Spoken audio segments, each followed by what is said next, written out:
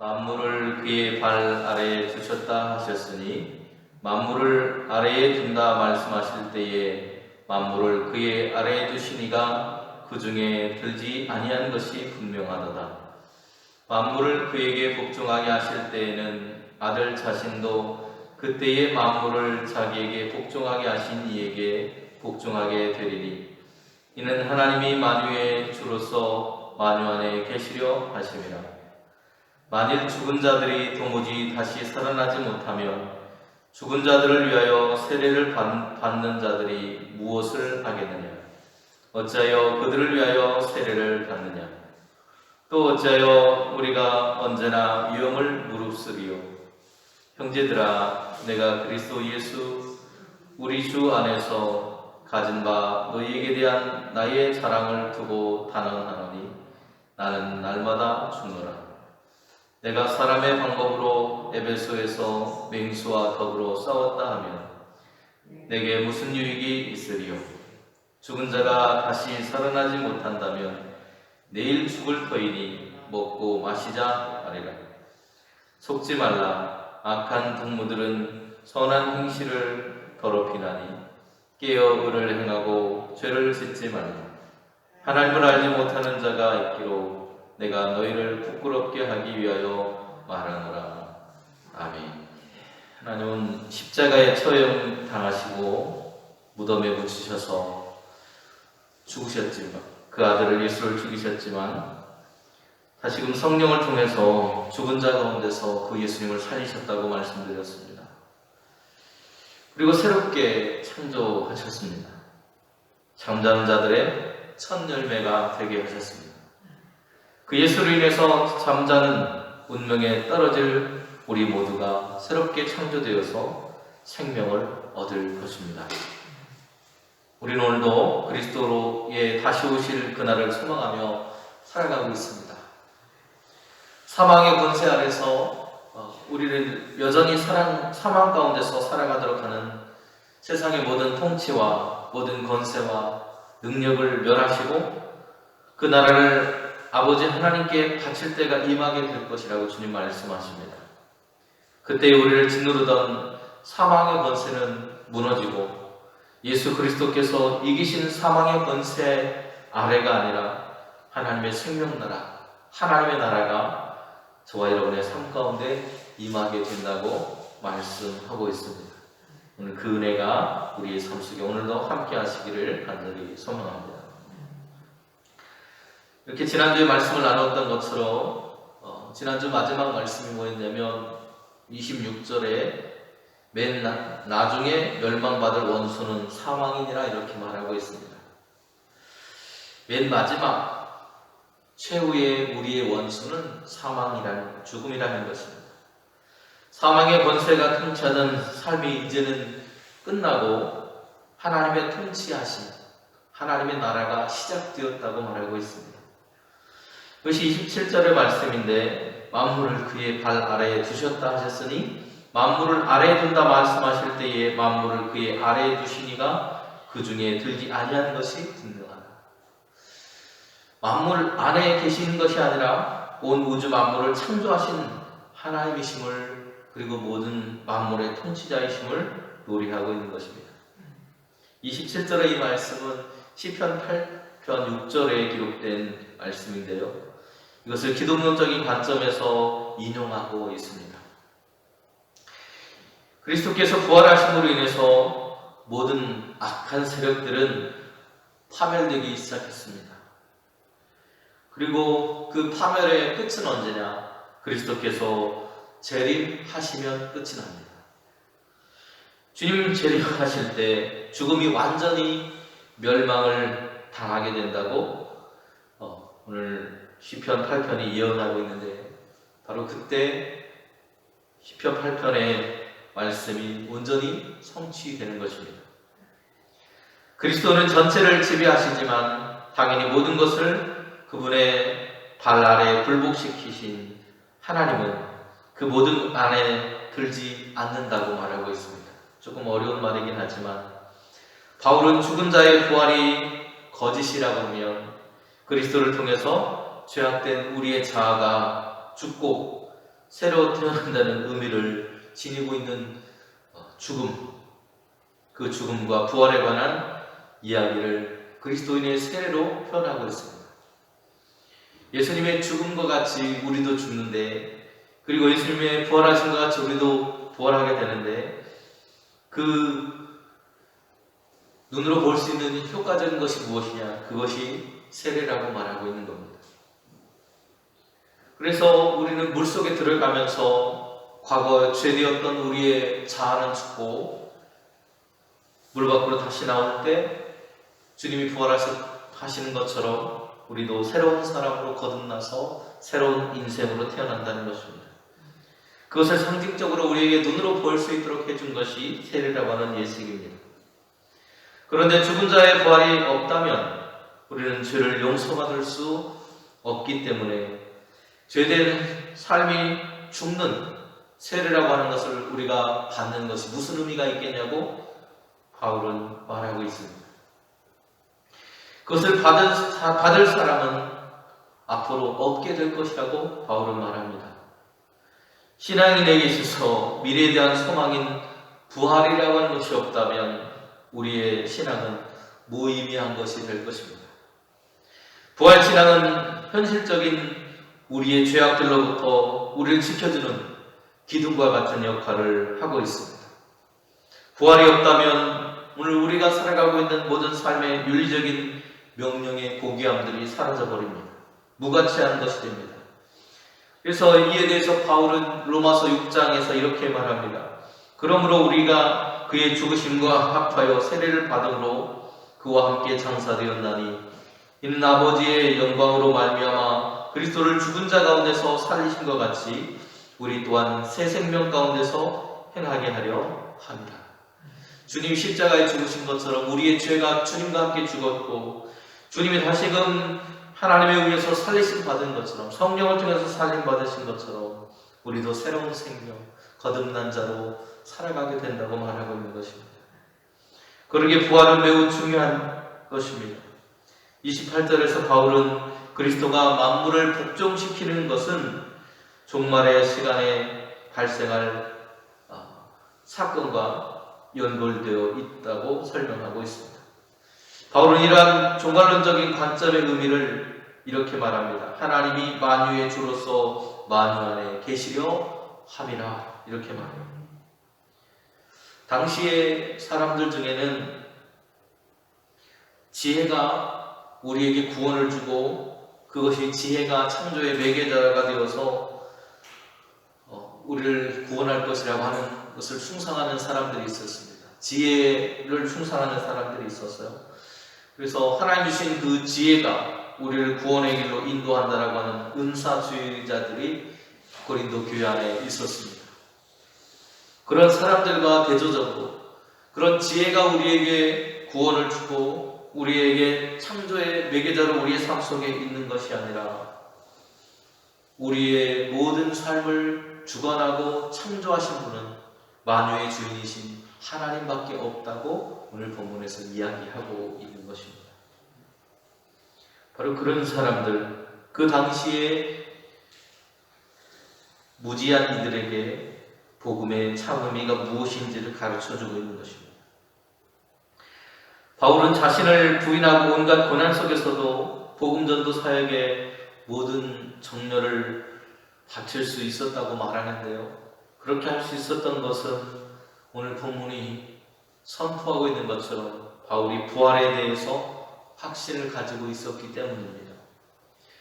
바울은 부활이라는 미래의 소망을 가지고 자기가 당하고 있는 현재의 고난들을 참고 견뎌냈던 것입니다. 부활신앙은 그 부활신앙을 믿는 사람들에게 매일의 삶을 경건으로 무장하도록 만들어줍니다. 그렇지 않은 사람들에게는 타락과 나태에 빠지도록 합니다.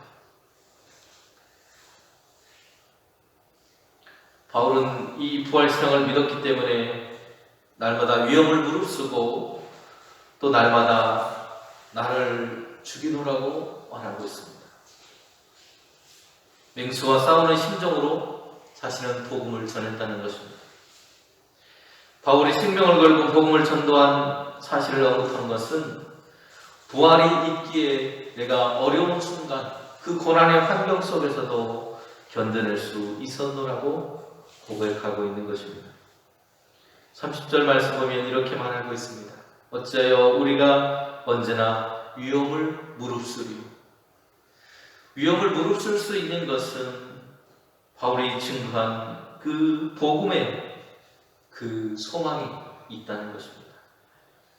그가 증거한 주님의 부활하심이 그의 삶으로 하여금 앞으로 나아갈 수 있는, 절망적인 그 순간에도 앞으로 나아갈 수 있는, 하늘을 소망할 수 있는, 위의 것을 바라볼 수 있는 믿음의 삶을 허락했노라고 말하고 있습니다. 바울은 복음을 증거하면서 동정인 유대인들과 당시의 로마의 통치자들로부터 내외적으로 위협을 받았던 사람입니다. 이것은 비단 바울뿐만 아니고 당시의 로마의 통치하였던 모든 사도들과 그리스도인들이 겪었던 위험이었습니다. 이러한 모습으로 그들은 매일 살얼음판을 걷는 것처럼 생명의 위협을 당하면서도 그들이 경험했던 그 부활의 그 감격과 기쁨을 증거하지 않고는 견딜 수 없었다는 거예요. 빌보에 보내는 편지에서 바울은 자신의 그러한 마음을, 그러한 그 감격을 이렇게 소개하고 있습니다. 나의 간절한 기대와 소망을 따라 아무 일에든지 부끄럽지 아니하고 오직 전과 같이 이제도 온전히 담대하여 살든지 죽든지 내 몸에서 그리스도가 존귀히 되게 하려 하나니. 주님이 내 안에서 존귀하게 되고 주님의 그 복음이 내 안에서 역사하는 부활의 소망이 내게 있는 그 순간 나는 기대와 소망을 버릴 수 없고, 그리고 내가 살든지 죽든지 그 생명 가운데 있다라고 하는 그 사실이 오늘 주님이 내 안에 계심을 경험하고 체험할 수 있도록 나로 하여금 이끌었다라고 말하고 있습니다. 그 복음의 증거는 생명을 건 사명이었습니다. 부활의 소망 속에서 바울은 생명을 건 채 내 안에 그 그리스도가 존귀하게 되고 내가 증거한 그 복음을 통해서 생명들이 다시금 소망을 얻고 살아갈 수 있음을 기억하고 바라보았다는 것입니다. 그래서 바울은 담대하게 31절에서 이렇게 선포합니다. 형제들아, 내가 그리스도 예수 우리 주 안에서 가진 바 너희에 대한 나의 자랑을 두고 단언하노니 나는 날마다 죽노라. 내가 날마다 죽는 것처럼 그런 어려움과 고난이 있다 하더라도 내가 가지고 있는, 주 안에서 내가 가지고 있는 이 부활의 소망 때문에 나는 자랑을 멈추지 않고, 그리고 내가 날마다 나 자신을 죄된 나를 죽일 수 있는 그런 은혜가 내게 있다고 말하고 있습니다. 그리고 32절에서 바울은 이렇게 말합니다. 내가 사람의 방법으로 에베소에서 맹수와 더불어 싸웠다면 내게 무슨 유익이 있으리요? 죽은 자가 다시 살아나지 못한다면 내일 죽을 터이니 먹고 마시자 하리라. 당시의 그리스도인들은 로마의 콜로세움이라고 하는 곳에서 사자와 대면하여서 싸우도록 그 당시의 통치자들이 그런 잔인한 일들을 벌였습니다. 너희가 그리스도를 믿는, 그리고 그리스도가 너희에게 소망이 된다면 이 사자와 더불어서 싸우라고 내던져졌습니다. 그런데 그 순간에도 절망하지 않고 주님을 바라보면서 하늘의 소망을 가지고 담대히 그 죽음을 견뎌냈다는 것입니다. 에베소에서 오늘 바울은 그러한 일들이 벌어졌다는 것을 이야기하지만, 그러나 오늘 내 안에 다시 살아나는 그 부활의 소망이 없었다면 그렇게 싸움들 내게 무슨 소망이 있었겠는가라고 그들을 향해서 말하고 있습니다. 우리는 어떤 동기부여를 통해서 우리의 삶의 걸음을 매일 달려가고 있습니다. 걸어가고 있습니다. 바울을 포함했던 당시의 순교자들과 사도들, 앞에서 말씀드린 그런 홀로 싸움에서 맹수들과 싸우면서도 그들이 맞설 수 있었던 그 부활의 소망, 그것이 그들로 하여금 삶을 분별하고 주님을 바라볼 수 있도록 인도했다는 것입니다. 그런데 만일 그들의 순교의 동기가 단순히 인간적인 것들이었다면 그것은 의미 없는 것이 되었을 거라고 바울은 말하고 있습니다. 바울은 확고한 부활신앙을 가지고 세상적인 쾌락에 빠져있는 사람들을 향해서 깨어있으라고 외치고 있습니다.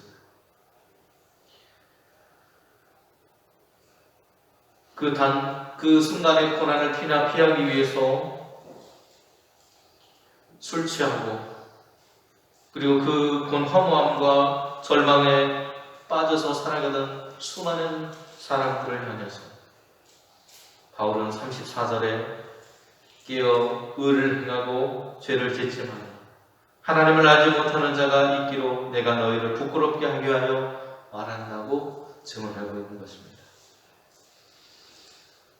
오늘 우리가 이 부활의 소망, 부활의 신앙을 갖지 못한다면 우리도 어쩌면 내일 죽는데 내 마음대로 살다 죽겠다라고 말할 수도 있겠고요. 그리고 오늘 나는 향락에 빠져서 그 내일을 생각하지 않겠다라고 살아갈 수도 있을 것입니다. 매일매일 주어진 그 순간들을 우리는 헛되이 보내게 될 것입니다. 그러나 그런 우리를 향해서 바울은 그렇게 하면 되지 않고 세상을 분별하고 주님이 다시 오셔서 사망이 완전히 무너져 내리는 하나님의 나라, 그 나라를 소망하며 믿음 가운데서 살아가야 된다고 그들에게 당부해 주고 있는 것입니다. 우리는 매일 고난의 연속적인 삶 속에서 여전히 살아가고 있습니다. 그리고 우리 주변의 상황은 늘 어려움 속에 있다고 해도 다르지 않습니다. 신앙을 지키며 사는 것도 쉽지 않습니다. 이런 시기에 우리는 바울의 말에 다시 한번 우리의 귀를 기울여야 합니다. 사도들이 겪었던 어려움, 그 죽음의 수많은 순간들, 죽을 것을 알면서도 그들이 복음의 길을 걸어갈 수 있었던 것, 그리고 사명을 감당할 수 있었던 것은 부활을 소망했기 때문입니다. 오늘 우리에게도 수많은 고난과 역경이 있겠지만 그 고난을 견디고 이길 수 있는 힘과 비결, 복음의 능력을 믿고 주님의 부활의 그 기쁨을 우리의 삶 속에 가득 담아서 우리도 부활할 수 있다는 그 소망 가운데 살아가는 것에 있음을 오늘도 기억하며 살아가는 저와 여러분이 되시기를 간절히 소망합니다. 기도하십니다. 부활이요 생명이신 주님,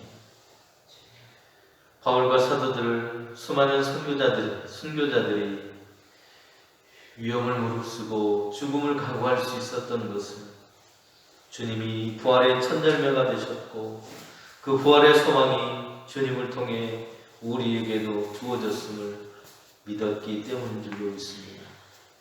오늘 저희들도 절망스럽고 낙담스러운 수많은 상황 속에서 낙담하거나 절망하거나 우리의 삶을 포기하지 않고 부활의 주님이신 예수 그리스도를 바라보며 믿음 안에 승리하는 인생을 살아갈 수 있도록 우리의 걸음을 인도하여 주시옵소서.